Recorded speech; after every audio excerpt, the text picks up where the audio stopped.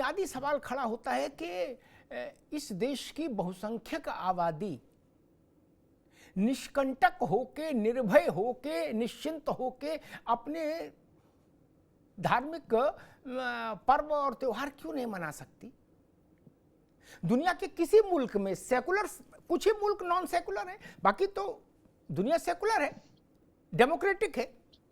क्या कहीं आपने सुना ऐसा है कि अमेरिका में क्रिश्चियंस को कोई समस्या है? अफगानी या मुस्लिम देशों में मुसलमानों को कोई समस्या है? नहीं। चाहे ईद एक दिन मनाओ, चाहे 6 दिन मनाओ, चाहे जैसे मनाओ, नहीं। चाहे बकरा काटो, चाहे कुछ काटो, ये भारत में ही है।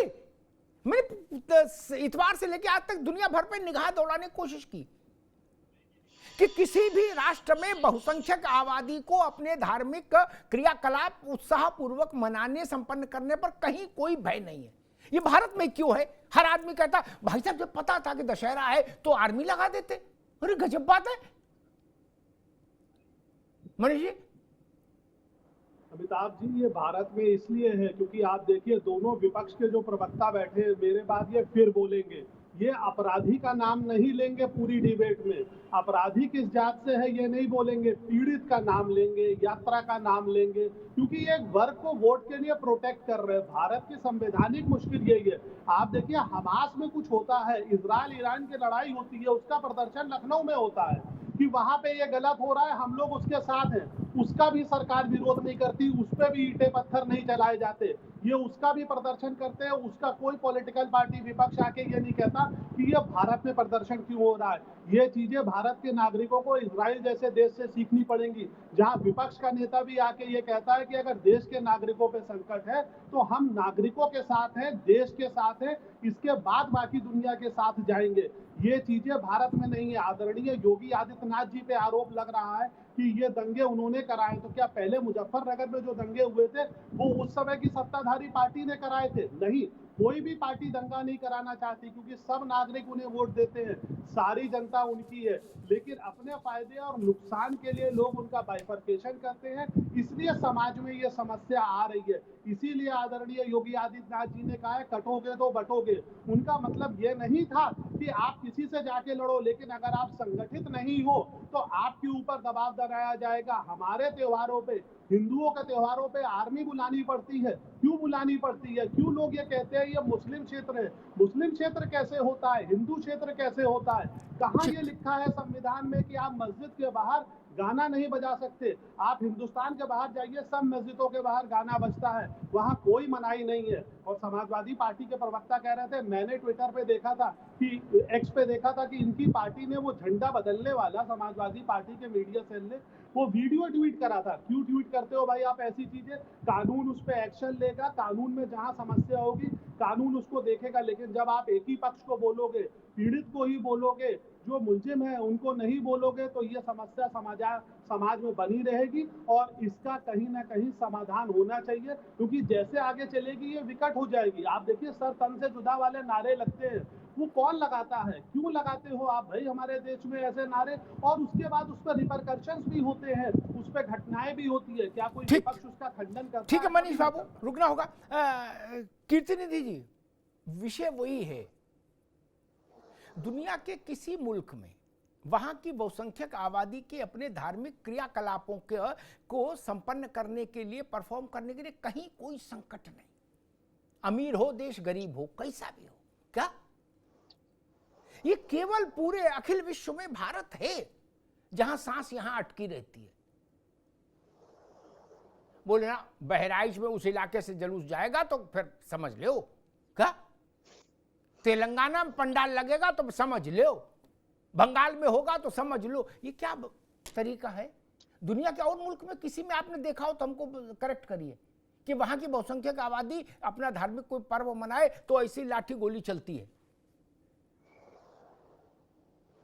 देखिए अमिताभ जी, निश्चित रूप से इस बात से मैं आपके सहमत हूं कि भारत में बहुसंख्यक आबादी को भी त्योहार मनाने की स्वतंत्रता और आजादी पूरी तरीके से होनी चाहिए, और आपसी सौहार्द की बैठकें भी थानों में होती हैं, दोनों वर्ग के लोग, संप्रदाय के लोग बैठते हैं, आपस में तय करते हैं, पुलिस के लोग उसमें शामिल रहते हैं, जहां कोई दिक्कत आती है उसको बताई जाती है।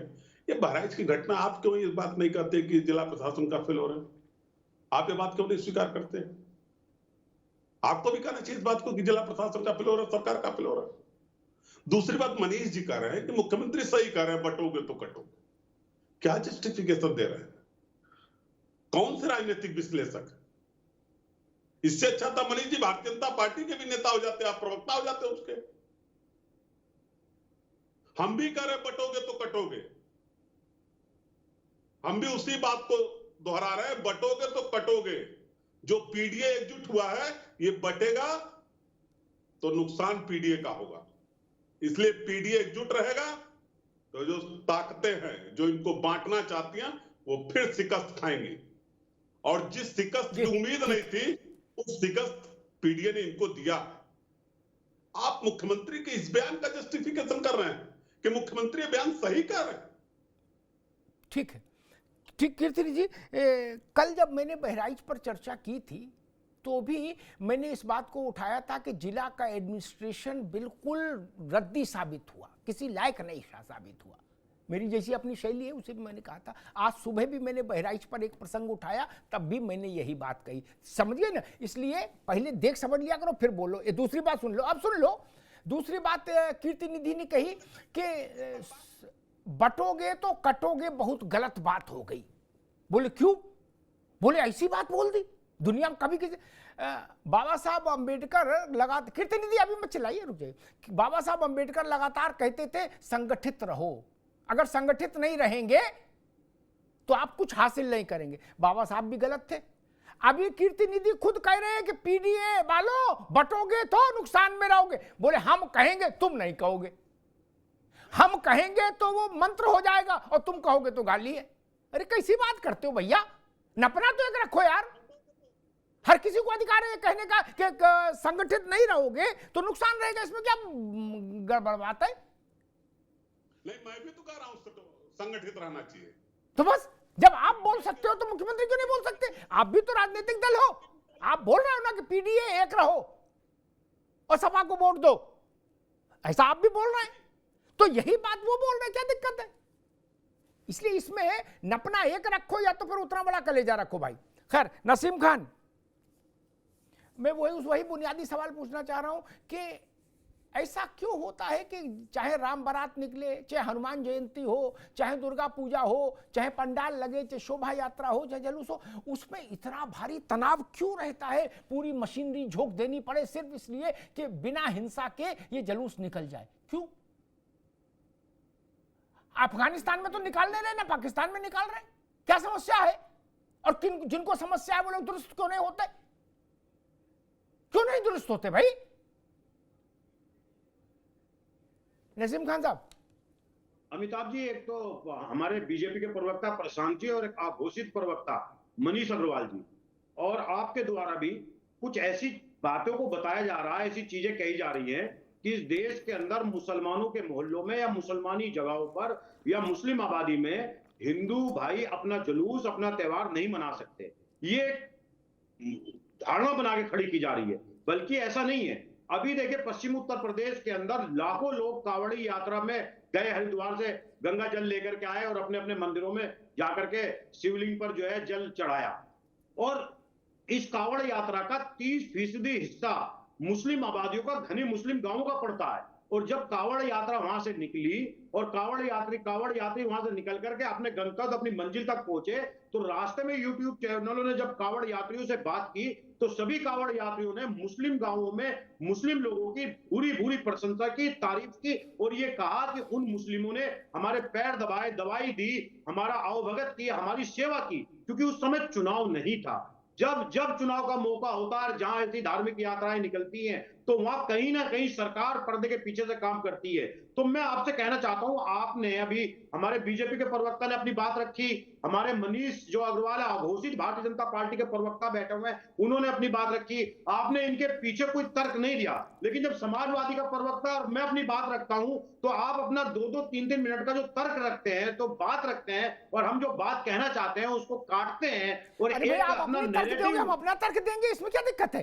तर्क करने तो आए हैं भारतीय जनता आप। पार्टी भी इतनी अच्छी नहीं तर्क ही है करने अमिताभ आए जी, हैं। भारतीय जनता पार्टी आप भी इतनी काटो अच्छी ना नहीं है। भारतीय इतना जनता अच्छा पार्टी की बात, प्रशासन मेरी नहीं बात भारतीय काटो। जनता पार्टी का, जो आप उनका तर्क नहीं दे सकते। भारतीय जनता पार्टी के प्रवक्ता जिस तरीके से मुसलमानों को और हिंदुओं के बीच में खाई पैदा करना चाह रहे हैं, जिस तरीके से चुनाव का ठीक। फायदा लेने के लिए करना चाह रहे हैं, ये सरासर गलत है। उत्तर प्रदेश के अंदर जंगल राज है, पुलिस फेल हुई है, ठीक। योगी जी फेल हुए, ठीक है। और चुनाव को लेकर के मैं मानता हूं सलमान जिसके खिलाफ एफआईआर हुई है, फांसी पे चढ़ाया जाना चाहिए। फास्ट ट्रैक कोर्ट में ला करके जांच होकर के और जल्दी से जल्दी सुनवाई होकर के उसको सजा मिलनी चाहिए। मैं एक तो कांग्रेस नेता होने के नाते और एक मुस्लिम नेता जी। होने के नाते स्पष्ट रूप से आपके ठीक। चैनल पे ये कह रहा हूं, अगर मुस्लिम समाज के लोग इसमें दोषी है, उनके खिलाफ एफआईआर हुई है, मैं फास्ट ट्रैक की भी फास्ट ट्रैक कोर्ट में इस मुद्दे को ला करके योगी जी जी। को उसका हल निकालना चाहिए। मृतक के पीड़ित परिवार के साथ हम ठीक है लोग खड़े नसीम हैं, भाई, कांग्रेस पार्टी ठीक है। खड़ी है। और जी। लेकिन साथ ही साथ बड़ा सवाल खड़ा ये हो रहा है, जब जब चुनाव आता और ऐसे धार्मिक आयोजन होते जी। हैं, कहीं ना कहीं धार्मिक ठीक। आयोजन में, जैसे ठीक है, अभी रुकना होगा, गाजियाबाद के अंदर अभी